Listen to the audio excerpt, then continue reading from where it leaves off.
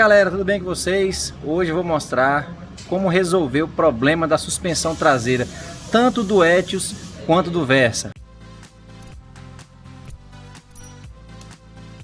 Galera, eu tô aqui com o Etios Sedan, que está com um problema crônico desses carros, tanto dele quanto do Versa, que é um barulho na suspensão traseira. E eu vejo várias vezes aí o pessoal trocando amortecedor, bucha de eixo, lubrificando, colocando uma série de produtos no carro e às vezes não resolve.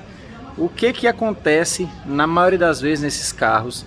Por que esse problema é crônico e como resolver? Eu vou mostrar para vocês aqui agora, e até um caso engraçado que o mecânico aqui colocou um calço, colocou como se fosse um grampo para parar de bater. Realmente a pancada parou, só que a barra estabilizadora basicamente não tem nenhuma função agora, da forma como está aqui. Eu vou mostrar aqui agora o que está acontecendo.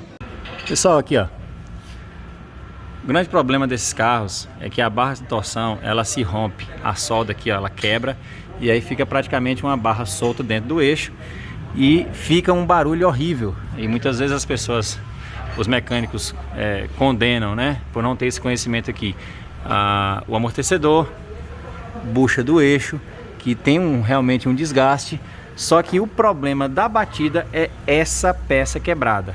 Então ó, nesse caso foi colocado um grampo com calça de borracha embaixo. Aqui a estabilizadora não está funcionando praticamente de nada, porque ela está solta aqui dentro do eixo.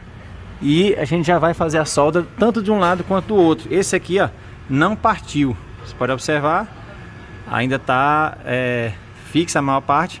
Só que ele vai, com certeza, ver se vai focar, ele vai terminar aqui de abrir, principalmente quando soldar o outro lado. Então a gente já vai fazer a solda logo completa dos dois lados e resolver.